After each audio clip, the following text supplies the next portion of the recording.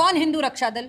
ये हिंदू रक्षा दल वहां क्यों नहीं गया जब हमारे सनातन धर्म के प्रधानमंत्री शंकराचार्य के ऊपर अनर्गल इल्जाम लगे, जब बटुकों की चोटी खींची गई, तब कहां गए थे? ये कहां मर गए थे हिंदू रक्षा दल? ना हल्का हो गया हिंदुस्तान की इज्जत की जरा से प्रदर्शन से हिल जाती है। तब इज्जत नहीं हिलती जब मणिपुर में निर्वस्त्र करके हमारे देश की बेटियों को घुमाया जाता है और पूरे विश्व में चर्चा होती है। मणिपुर जलता है, राज्य में भी भाजपा की सरकार और केंद्र में भी भाजपा की सरकार। हाँ, हिंदू माइनॉरिटी में है, क्यों ये गए, क्यों इन्होंने विरोध नहीं किया? तो सेलेक्टिव हिंदू है, क्योंकि हिंदू यहाँ भारत के हिंदू से आपको वोट मिलता है, बांग्लादेशी हिंदू से आपको वोट नहीं मिलता, तो बांग्लादेशी हिंदू नहीं रहा। क्या दोगली राजनीति? भाई भाजपा से सहमत नहीं है, भाजपा ही भाजपा के सामने खड़ी है और उसमें संतों को संलिप्त कर रही है। सनातन धर्म के लिए बड़ी चिंता का विषय है, जहां हमारे संतों पर उंगलियां उठाई जा रही। मैं सनातन धर्म के हर व्यक्ति, हर अनुयायी से कह देना चाहती हूँ कि अब सही वक्त है, धर्म की रक्षा कर लो। इन लोगों से, इन नकली हिंदुओं से धर्म की रक्षा कर लो। ये किसी भी धर्म जाति के रक्षक नहीं। मैं योगी जी से कहना चाहती हूँ, योगी कभी भोगी नहीं होता। एप्स्टीन फाइल में जो खुलासे हो रहे हैं, उसके बाद आप बिल गेट्स को हिंदुस्तान में बुला रहे हैं। जो बिल गेट्स कुख्यात नरसंहार करने वाले व्यक्ति के साथ खड़ा, उसकी तस्वीरें आ रही हैं इतने बड़े अपराधों में, उस बिल गेट्स को आप हिंदुस्तान में बुलाकर हार पहना रहे हैं और उसे जूते और चप्पल से स्वागत करना चाहिए। कौन बुला रहा है हिंदुस्तान में? हिंदुस्तान की सरकार ना। बेशर्म हो गया। बेशर्मी तो ये है आपकी। आपके हिसाब से गाजियाबाद का विकास होगा? मुझे बताएं, भाजपा ने कितने पुल बनाए, कितनी मेट्रो रेल लाए हैं गाजियाबाद में, कितने स्कूल बनाए हैं, कितने स्टेडियम बनाए हैं, एमएमजी अस्पताल के अलावा कितने और अस्पताल बनाए हैं, कितनी एक्सरे मशीनें बढ़ाई हैं, कितने अल्ट्रासाउंड बढ़ाए हैं, कितना क्या क्या सुविधाएं दी हैं, जरा लिस्ट आप बता दीजिए। मैं योगी आदित्यनाथ जी से पूछना चाहती हूँ कि आप गाजियाबाद को पैसा मेकिंग मशीन समझते हो क्या? 16 नगर निगम में से अगर आपको सिर्फ गाजियाबाद ही नजर आया कि आपने सिर्फ गाजियाबाद पे ही ये टैक्स की मार मारी? गाजियाबाद की मध्यम वर्गीय जनता आज इतनी परेशान है।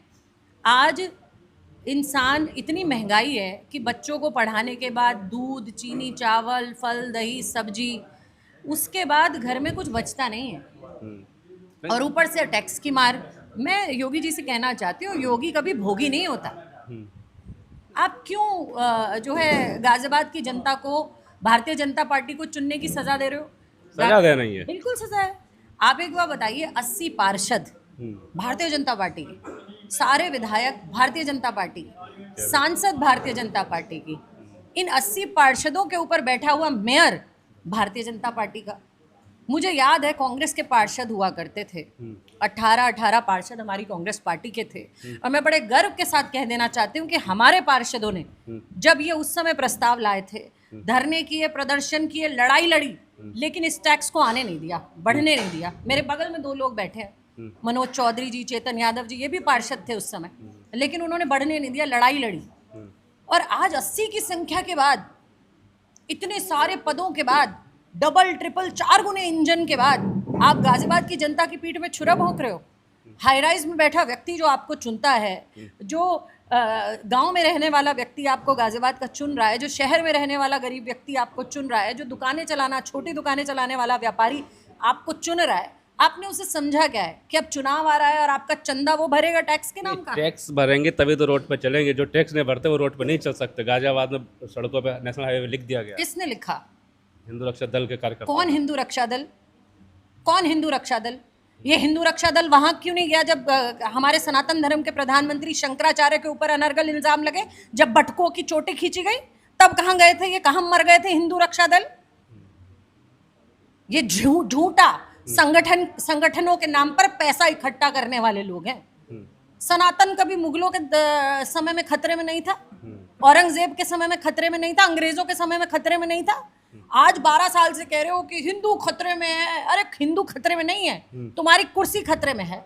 जब जब तुम्हारी कुर्सी खतरे में आती है, तब तब तुम इस तरीके की अनर्गल चीजें करते हो। गाजियाबाद की मैं आज विरोध में ये प्रकट करना चाहती हूँ कि आप गाजियाबाद की जनता को इलेक्शन में पैसा बनाने की मशीन ना समझें। गाजियाबाद की जनता ये अनर्गल टैक्स नहीं भरेगी। जैसे बाकी नगर निगम नहीं भरेंगे, ऐसे ही गाजियाबाद की जनता नहीं भरेगी। गाजियाबाद की जनता वो टैक्स भरेगी जो जायज है। आपको ये इतना 300% का हाइक वापस लेना पड़ेगा। लेकिन शंकराचार्य जी की बात की आपने, तो उस पर तो पॉस्को एक्ट लगा दिया। अगर ये हिंदू रक्षा की बात करते हैं तो क्या शंकराचार्य इनके नज़र में हिंदू नहीं है क्या? आपने वो वीडियो देखी है जहां लोग ये कह रहे हैं कि हमें कहा गया था कि अपनी बेटियों से इल्जाम लगवा दो शंकराचार्य पे? वो वीडियो भी आपने देखी होंगी, वो वीडियो भी चल रही है, वायरल हो रही है।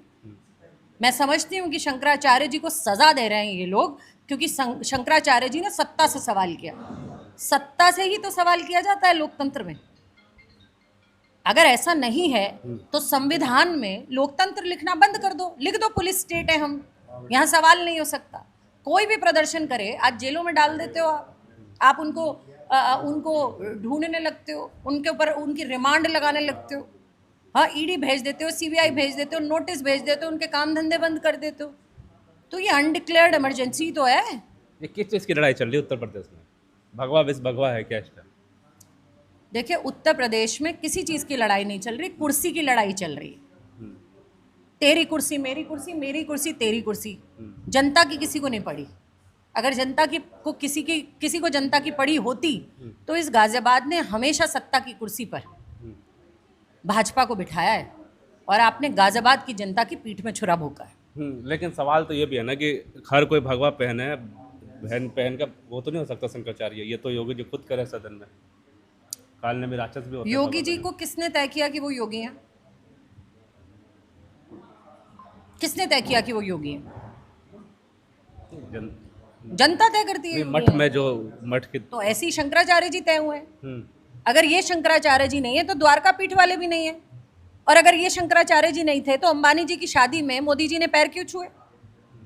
क्यों छुए? जवाब दे दें। अगर शंकराचार्य जी ने सवाल कर लिया सत्ता से, अगर शंकराचार्य जी ने गौ हत्या पर सवाल कर लिया, तो शंकराचार्य जी शंकराचार्य नहीं है। आप गौ के ना, गाय हमारी माता है, हैं? और गाय का मांस एक्सपोर्ट करने वाली हिंदुस्तान की सबसे बड़ी कंपनी अलाना से सबसे बड़ा चंदा अगर कोई ले रहा है तो भारतीय जनता पार्टी ले रही है। अगर विश्व में आज भारतीय जनता पार्टी की सरकार में हम दूसरे नंबर पर आ गए बीफ एक्सपोर्ट में, इनके नेता कहते हैं किरण रिजिजू कि हम तो खाते हैं गाय का मांस। वो तो मिथुन वाला खाता है ना। हाँ, मिथुन खाए कुछ खाए, गाय का मांस है ना। हमारे प्रयागराज के सांसद ने, कांग्रेस पार्टी के सांसद ने संसद में कहा कि करो गाय को राष्ट्रमाता डिक्लेयर, हम आवाज से आवाज उठाएंगे। कांग्रेस कहती नहीं है, कांग्रेस करके दिखाती है। कांग्रेस की ये मांग है, करो, बंद कर दो बीफ एक्सपोर्ट। कैसे चंदा ले रहे हो आप सबसे ज्यादा गौ मांस एक्सपोर्ट करने वाली कंपनी से? क्यों दे रही है वो चंदा? तो आप उसको कुछ फायदा दे रहे हो ना।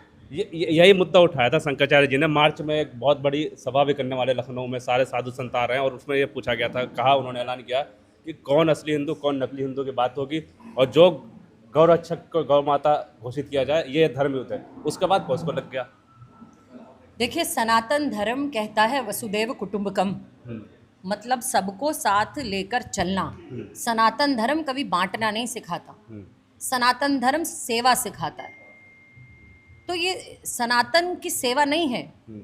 भारतीय जनता पार्टी सिर्फ कुर्सी की सेवा में लगी हुई है, सिर्फ कुर्सी अब बचाने में लगी हुई है। ना ये किसी धर्म के रक्षक है, ना किसी जाति के रक्षक है। ये सिर्फ और सिर्फ सत्ता के रक्षक है, सिर्फ और सिर्फ कुर्सी के रक्षक है। FIR कराने वाले शंकराचार्य जी वो ये कह रहे हैं कि जो डिप्टी CM है उत्तर प्रदेश के, वो और शंकराचार्य जी मिले हुए हैं, वो दोनों मिलकर योगी जी को कुर्सी से हटाना चाहते हैं।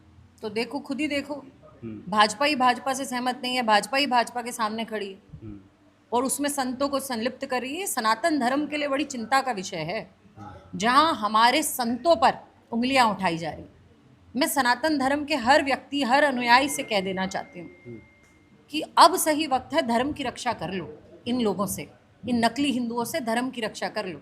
ये किसी भी धर्म जाति के रक्षक नहीं है, ये अपनी कुर्सी के रक्षक है। यूथ कांग्रेस इस टाइम गिरा हुआ है।